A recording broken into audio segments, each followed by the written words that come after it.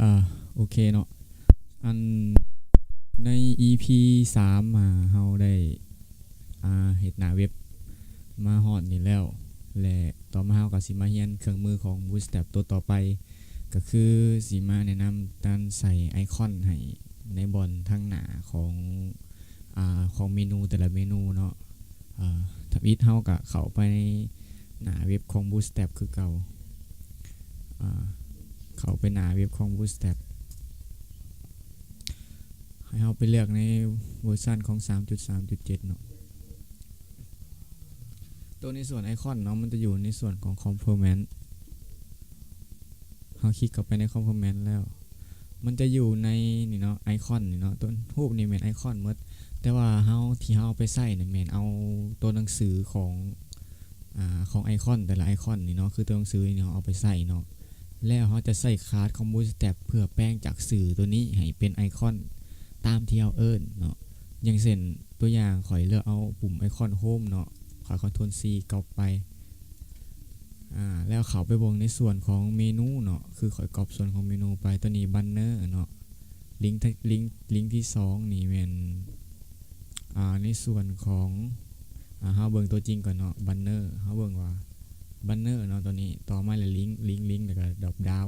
อยู่นี่ให้เฮาคลิกเข้าไปในบอนของลิงก์ตัวนี้เนาะข่อยลองเปลี่ยนตัวนี้ว่าเป็นหน้าโฮมเนาะแล้วค่อยกดเซฟบาทหนึ่งแล้วค่อยกดพรีวิวเบิ่งในเนาะหน้านี้จะเปลี่ยนเป็นหน้าโฮมแล้วเฮาต้องการเอาไอคอนที่ว่าเฮาก๊อปปี้ตัวในลิงก์หน้าของเว็บ Bootstrap เข้ามาใส่เฮาเฮ็ดแนวใดนะถ้าวิดน้อยเฮาเขียนแท็กสปันขึ้นมาแท็ก1เนาะแล้วปิดเปิดโดยแท็กสปันแล้วยับเข้าในของแท็กสปันแล้วเขียนคำว่าคาร์ดเนาะเพื่อเฮาจะเอิ้นคาร์ดที่ว่าคือสื่อตัวเฮาก๊อปไปเฮาก๊อปมาจากของ Bootstrap ตัวกี้นี่แหละให้เฮาวางลงไปนี่เนาะโอเคเนาะหลังจากเฮาได้แนวนี้แล้วนี่เนาะโค้ดแถวนี้เนาะเป็นโค้ดของไอคอนโฮมเนาะเฮาได้นี่แล้วเฮาก็กด Ctrl S ไปเซฟไปแล้วเฮามาพรีวิวเบิ่งว่ามันจะเกิดหยังขึ้นเห็นเนาะในหน้าโฮมเฮามันจะมีไอคอนหนึ่งคือไอคอนรูปเพื่อนเนาะที่ว่าอยู่หน้าโฮมนี่แม่นวิธีการเอาไอคอนจาก Bootstrap เนาะที่เขามาวางในหน้าเว็บเฮาในนี้ก็มีไอคอนหลากหลายเนาะเพื่อให้พวกหมู่เพื่อนลองเลือกเบิ่งว่ามันเหมาะสมกับตัวใดที่ว่าเฮาจะเอาไปใส่นะอันนี้เป็นวิธีการใส่ไอคอนเนาะทุกเทื่อเนาะจะต้องมีแท็กสปันถ้าเฮาบ่ใส่แท็กจากสปันนี่แหละเขียนสื่อคาร์ดใส่ลงตรงๆเลยมันจะเฮ็ดให้ตัวหนังสือของนั้นมันแตกโอเคเนาะในส่วนนี้เนาะข่อยจะบ่ลองเฮ็ดให้เบิ่งเพราะว่าก็ลองมาแล้วเนาะก็ฮู้ว่ามันแตกเลยต้องใส่แท็กสปันนี่เข้าไปซอยโอเคในส่วนต่อมาเฮาสมมุติว่าในแท็กดรอปดาวนี่เฮาไปเลยแท็กดรอปดาวซะเฮาแปลงเอาเป็นของเฮาเบิดก่อนสมมุติเนาะฟอร์มอันนี้เป็นฟอร์มเสิร์ชเนาะตัวในฟอร์มเสิร์ชซับมิทนี่เฮาใส่คำว่าค้นหาเนาะใส่เป็นภาษาลาวเลยค้นหาเนาะเฮาเริ่มแปลงเลยเนาะตอนนี้เฮาก็เริ่มแปลงแล้วในนี้มันเขียนว่าเสิร์ชเนาะเฮาก็ใส่คำว่าค้นหาเข้าไปให้มันซะตัวในส่วนของโฮมนี่ข่อยก็จะใส่เป็นว่าคำว่าหนารักเนาะหรือว่าหนาเริ่มหนารักก็ได้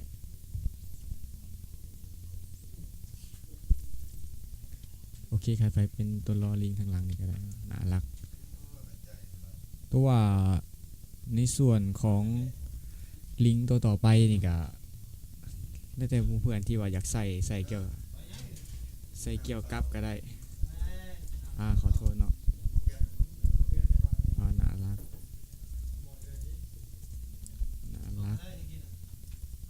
แล้วก็ตัวนี้ให้ใส่เป็นคำว่าเกี่ยวกับ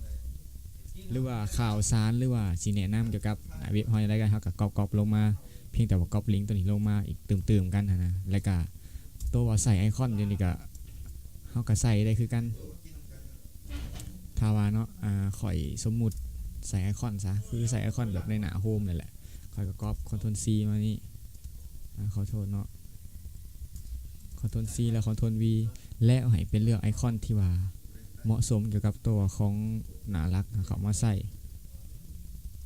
สมมุติเนาะข่อยเอาตัวเข้าว่าเกี่ยวกับเนาะข่อย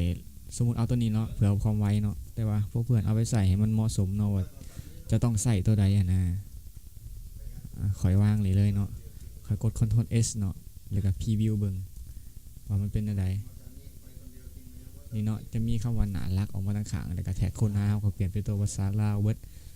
ท่านนี้ก็ได้แต่เพื่อนที่แป้งเนาะในส่วนนี้แนะนำเกี่ยวกับของอันการใส่ของ Bootstrap เขามาสอยในหน้าเว็บแล้วก็เครื่องมือตัวต่อไปกับตัวในส่วนลิสต์ของเมนูกับเห็ดคือการนอนในส่วนลิสต์ของเมนูที่ว่าเพื่อนที่ว่าต้องการอยากแป้งลิสต์ต่างๆในหน้าของเมนูในส่วนนี้เนาะหน้าของนี่จะใส่คำว่าลิสต์รายการยังก็ได้เนาะหรือว่าสิแนะนำเกี่ยวกับสินค้าหรือว่าสิให้เป็นชนิดของสินค้าแบบว่าiPhone บ่ Samsung ของ Xiaomi ยังก็แล้วแต่เนาะนี่ต้องไปเปลี่ยนเอาเองเนาะเอาเองแล้วส่วนต่อมาสิลองเอาไอคอนมาใส่ในหน้านี่กับใส่ในปุ่มนี้เนาะและสิบอกวิธีการเปลี่ยนสีของปุ่มนี้เลยเนาะโอเคเฮามาเริ่มเลยในบอลของลิสต์เนาะในบอลของลิสต์นี่มันจะมีคำว่าตัวนี้เนาะค่อยเปลี่ยนตัวนี้เลยเนาะค่อยเปลี่ยนตัวนี้ออกมาเป็นในคอมมันเป็นเกสดูค่อยเขียนตัวนี้เป็นเป็นลิสต์ของสินค้าแล้วสินค้า iPhone เนาะ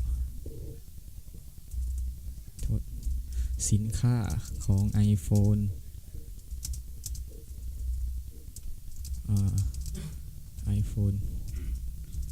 iPhone เนาะชนิดของ iPhone แล้วใส่แท็กขอโทษใส่แท็กสปันปิดเปิดด้วยแท็กสปันคือเก่าเนาะแล้วก็คัสแล้วก็ตามด้วยไอคอนที่เราต้องการอยากจะเอามาใส่ในบอร์ดของในโทรศัพท์เนาะรูปโทรศัพท์บอที่ว่าให้มันสื่อเกี่ยวกับคำที่ของเราเอามาใส่ในส่วนนี้ครับหู Apple นี่ซะเนาะหู Apple นี่เนาะให้มันสื่อดี Ctrl C ไปเลยก๊อปมาวางในบอร์ดส่วนของขาดเนาะแล้วกด Ctrl S Save แล้วพรีวิวเบิ่งว่ามันจะขึ้นเข้าว่าสินค้าของ Apple เนาะiPhone เนาะ iPhone เนาะขอโทษเนาะสินค้าของ iPhone นี่เนาะวิธีการใส่ไอคอนกับมีแต่ซ้ำนี่และก็วิธีการเปลี่ยนสีของปุ่มในสีของปุ่มนี่ของ Bootstrap ก็เฮ็ดมาให้เฮาแล้วเนาะเกี่ยวกับพวกปุ่มที่ว่ามันจะมีอยู่จักสีเนาะลักษณะและก็สไตล์ของปุ่มมันออกแบบมากอะแบบพอดีงามแบบพอดีไซน์แบบสีก็มีอยู่ประมาณ 3-4 สีนี่แหละเฮาเข้ามาเลือกในส่วนของบัตทอนเนาะเลือกในส่วนของบัตทอนตัวนี้คลิกเข้าไปในส่วนบัตทอนตัว default มันจะเป็นลักษณะแบบนี้เนาะคำว่าบัตทอน default มันจะบ่มีรูปแบบสีในนี้เนาะมันจะมีสีประมาณ6 สีเนาะ1 2 3 4 5 6สีที่ว่าให้เลือกถ้าต้องการแบบบัตทอนสีใดก็ก๊อปเอาแต่คาร์ดเพียงแต่คาร์ดเนาะคือขอยต้องการสีสีเหลืองๆเนาะเอาไปใส่ในบัตทอนของปุ่มขอยสมมุติซะเนาะสมมุติเอาปุ่มนี้ Family นี่ขอยวางเข้าไปเลยและปุ่มของตัวนี้ขอยเขียนเข้าว่าสั่งซื้อ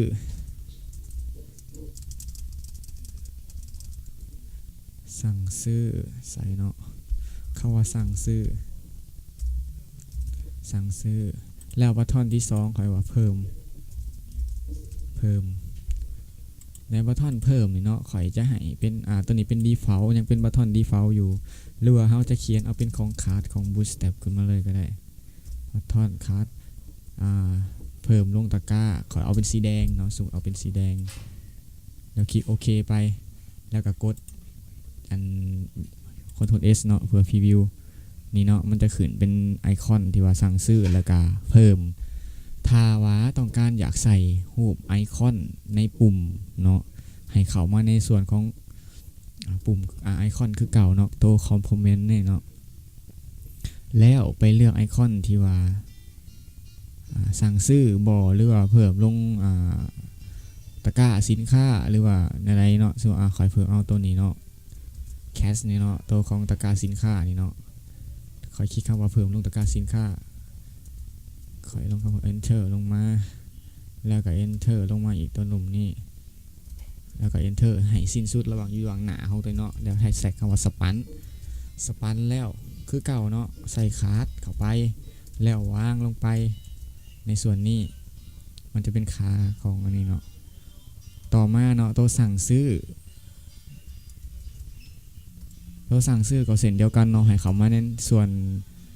หนาของสั่งซื้อนี่เนาะแล้วว่างเขาแท็กสปันตัวเขาก๊อปมาจากนั้นลงมาใส่หลังจากนั้นเนี่ยเราหาคำว่าตัวที่ว่าสั่งซื้อที่ว่าให้เหมาะสมเลยเนาะก็คือไอคอนเรามาใส่เราต้องการอยากตัวได้ก็ได้เนาะสมมติขอเอาตัว B เอาไอคอนตัวสั่งซื้อตัวนี้เนาะทวน V แล้วขอทวน S เนาะเซฟแล้วมาพิวเบิ่งผลลัพธ์ของมันจะเป็นอะไรนี่เนาะมันจะขึ้นไอคอนตัวของ B เลยกับไอคอนของตะกร้าสินค้าเพิ่มก็ในส่วนนี้เนาะก็การใส่สไตล์คร่าวๆแบบของ Bootstrap ของไอคอนเขามาเพิ่มแล้วก็การเปลี่ยนสีปุ่มแล้วก็การแก้ไขพวกตัวหนังสือต่างๆในส่วนนี้เนาะก็คลิปนี้ก็ขอจบลงเท่านี้เนาะแล้วต่อมาสิมาแนะนำการสร้างการออกแบบของข้อมูลก่อนว่าสิออกแบบแนวใดเพื่อให้มันสอดคล้องกับตัวที่เราจะเฮ็ดหน้าเว็บที่เราจะเฮ็ดเนาะแบบการสร้างเมนูแล้วก็การสร้างข้อมูลที่ว่าเก็บข้อมูลของสินค้าเฮาแบบเป็นของ iPhone อะไรอย่างแบบสิออกแบบฐานข้อมูลนะแบบเฮาต้องมาออกแบบของในส่วนของข้อมูลพื้นฐานก่อนเนาะมื้อนี้ก็ขอจบลงเท่านี้ก่อนเนาะของ EP 4เนาะถ้าติดตามของ EP 5ต่อไป